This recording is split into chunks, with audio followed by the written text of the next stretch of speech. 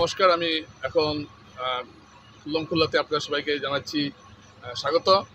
আপনাদের কাছে অনুরোধ প্রতিদিনের মতোই যে আপনারা যারা ভিডিওটি দেখছেন, যারা ইউটিউবে দেখছেন তারা সাবস্ক্রাইব করবেন এবং যারা ফেসবুকে দেখছেন তারা লাইক কমেন্ট করবেন। আপনারা জানেন যে বন্যার জল এখন নেমে যাচ্ছে, মানুষ এখন অনেকটি আতঙ্কমুক্ত হয়েছেন এবং সকাল থেকেই বন্যার জল নামছে। কিন্তু বন্যা জল চলে যাওয়ার পরও বন্যা আমাদের জন্য অনেক কিছু রেখে যায়, যার দাগ আমরা সারা বছর বহন করতে হয়। বন্যা একটা না একটা কিছু আপনার ক্ষতি করে যাবেই। তেমনই একটা ক্ষতির দৃশ্য আজকে আপনাদের দেখাবো, যেটা দেখলে আপনারা আটকে উঠবেন। এই যে আমার পেছনে আপনারা দেখছেন, এটা হলো আমরুতের যে বার্চ, সেই বার্চটা আপনারা দেখছেন কিভাবে ক্ষতিগ্রস্ত হয়েছে। একদিকে সরে গেছে বার্চ এবং এখানে বিশাল পাইপ আপনারা দেখছেন, এবং সেই পাইপ দিয়ে জল এখন যেতে পারছে না, যার জন্য আমরুতের জল সরবরাহ বন্ধ রয়েছে গত কয়েকদিন থেকে। পরিস্থিতি এমন দাঁড়িয়েছে যে এখন কেন এই বিষয়টা গুরুত্বপূর্ণ, এটা আপনারা বোঝার চেষ্টা করুন। শিলচর শহর এবং আশপাশ এলাকার প্রায় কয়েকশো পরিবারের পানীয় জল সরবরাহের একমাত্র উৎস হলো এটা। প্রায় 200 কোটি টাকা খরচ করে এই প্রজেক্ট নির্মাণ করা হয়েছে, এবং এখান থেকে যে জল সরবরাহ, যে জলটা তোলা হয় এবং শোধন করা হয়, এই যেটা দেখছেন এই বার্জের ভেতরে, এবং সেই বার্জ থেকে পাইপের মাধ্যমে এই জল চলে যায় মেডিকেল ঘুঙ্গুরে যে প্ল্যান্ট আছে আমরুতে, সেই প্ল্যান্টে চলে যায়, সেখানে গিয়ে জলটা পরিশোধিত হয়। মানে আপনাদেরকে আরেকবার বুঝিয়ে বলছি, এখান থেকে জলটা নেওয়া হয় এই বার্জের মাধ্যমে, মোটরে জলটা নেওয়া হয়, এবং এই মোটা পাইপের মাধ্যমে এই জলটা চলে যায় মেডিকেলে, চলে যায় আমরুতের যে প্ল্যান্ট আছে সেই প্ল্যান্ট থেকে জল পরিশোধন করে শিলচর শহর এবং আশপাশ এলাকায় জল সরবরাহ করা হয়। অর্থাৎ এটা অত্যন্ত গুরুত্বপূর্ণ একটা প্রজেক্ট, এবং এখানে জল সরবরাহ এখন বন্ধ রয়েছে। এবং এই প্রজেক্টের দায়িত্বে আছে আরবান সুয়ারেজ বোর্ড। এটা প্রজেক্টটা আমরুতের, কিন্তু এই প্রজেক্টের দায়িত্বে আছে আরবান সুয়ারেজ বোর্ড এবং আসাম আরবান সুয়ারেজ বোর্ড এটা দেখাশোনা করছে। কিন্তু এখন যে ক্ষতিটা হয়েছে, এবং এই বার্জ মেরামত করার মতো কারিগরি আমাদের এখানে নেই, আনতে হবে। যারা কারিগর আছে, যারা ইঞ্জিনিয়াররা এসে ঠিক করবেন, কিন্তু ততদিন পর্যন্ত এই বার্জ মেরামত হওয়ার কোনো লক্ষণ দেখা যাচ্ছে না। তো আমরা একটু পরে এই বিষয়ে এখান থেকে যাব, প্ল্যান্টে যাব, এবং প্ল্যান্টে গিয়ে আমরা ইঞ্জিনিয়ারদের সঙ্গে কথা বলবো, এবং তারা কি ভাবছেন এটা নিয়ে, এবং কি উদ্যোগ নেওয়া যেতে পারে যাতে জল সরবরাহ তাড়াতাড়ি করা যায়। এখন আপনাদের মনে প্রশ্ন যাচ্ছে যে বাসটা ভাঙলো কিভাবে। আসলে দেখুন, এই যে দেখুন নদীর স্রোতে ভেসে আসছে গাছ, অনেকদিন আগে থেকেই এটা হচ্ছে, বড় বড় গাছ ভেসে আসছে, যত আবর্জনা এসে বার্জে আঘাত করছে, এবং বার্জকে, দুটো বার্জ ছিল, একটা অন্য প্রান্তে আছে, একটা বার্জকে পুরোপুরি নষ্ট করে দিয়েছে, এবং এটাকে মেরামত করা অত্যন্ত অসুবিধা হচ্ছে।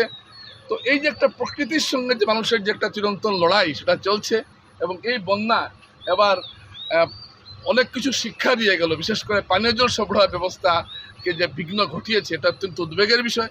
আমরা আশা করব আগামীতে এই বিষয়ে আরও বেশি করে সতর্কতা অবলম্বন করা হবে, যাতে কীভাবে বার্ডকে রক্ষা করা যায়।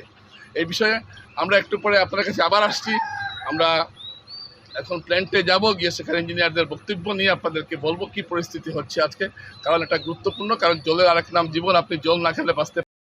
টাউন ওয়াটার সাপ্লাই প্রজেক্ট, যেটার আমরা একটু আগে ভিডিওটা দেখিয়েছি, তো সেই প্রজেক্টের যিনি ইঞ্জিনিয়ার আছেন রত্নজিৎ দেবরায়, আমরা তার কাছে এসেছি, এবং এই যে দুদিন থেকে যে জল সরবরাহ বন্ধ, এবং প্রায় ৩,৫০০ মানুষের পানীয় জল সরবরাহের দায়িত্ব আপনাদের কাছে আছে, কিন্তু নদীতে বাঁধ যেভাবে ক্ষতিগ্রস্ত হয়েছে, পাইপলাইন ক্ষতিগ্রস্ত হয়েছে, এবং আপনারা বাইরে থেকে ইঞ্জিনিয়ার আনিয়েছেন, এখন সাধারণ মানুষ একটা উৎকণ্ঠায় আছেন, তারা জল পাবেন কি না। তো এই সম্পর্কে আপনারা মানুষকে কি আশ্বাস দিচ্ছেন?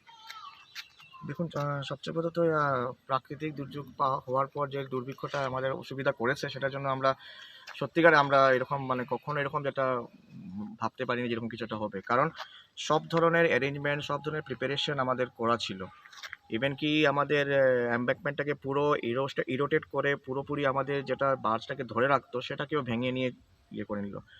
এখন প্রাকৃতিকের সামনে সবাই আমরা হেল্পলেস, কিছু করার নেই। কিন্তু তা সত্ত্বেও আজকে আমরা পুনে থেকে অলরেডি যারা তৈরি করেছিল ওদেরকে আনা হয়েছিল, ওদের কাছে এক্সপার্ট অ্যাডভাইস নেওয়া হয়েছে, এবং কালকে থেকে ওখানে কাজ শুরু হবে। যেটা অ্যারেঞ্জমেন্ট যা করতে হয়। আর তাছাড়া আমরা আগামীকাল আমরা হয়তো বা একবার টেস্ট করে দেখবো আমরা যে পরিস্থিতি যেরকম পরিস্থিতি মধ্যে আছে সেটা পরিস্থিতি বেস করে আমরা করবো এখানে। যেরকম পরিস্থিতি আছে ওরকম পরিস্থিতিতে কি জল সরবরাহ সম্ভব হবে? সেটা আমরা কালকে দেখবো, আমরা চেষ্টা করে দেখবো, কারণ এখন আমরা তো এটাকে বেশি দিন রাখা যেতে পারবে না। কারণ ব্যাপারটা হচ্ছে নদীর থেকে যখন আসছিল আপস্ট্রিম থেকে ডাউনস্ট্রিমে প্রচুর পরিমাণে বাস এসেছিল, আপনি দেখবেন, আমি অথবা ফটো আপনাকে শেয়ার করবো, মানে ভয়ঙ্করভাবে এসেছিল, যেটা আমাদেরকে বাসটাকে পুরো একদম প্রায় অলমোস্ট 70 ডিগ্রি দিকে আরও অল্প টিল্ট করে দিয়েছিল আর কি। হ্যাঁ, তো এখন আলটিমেটলি এই পরিস্থিতির মধ্যে কীরকম কী করতে হয় সেটা আমাদের করতে হবে। আমাদের ছেলেরা সবাই কাজ করছে এবং আগামীকালকে থেকে আমরা ওইটা নিয়ে তৈরি মোটামুটি জল সরবরাহ আপনি মানে কবে থেকে শুরু হবে আশা করছেন? আমি সেটা আমরা আগামী 1-2 দিনের মধ্যে জানাতে পারবো। জানতে পারে 1-2 দিনের মধ্যে। দর্শকরা বলছেন যে 1-2 দিনের ভেতরে তারা জানাতে পারবেন।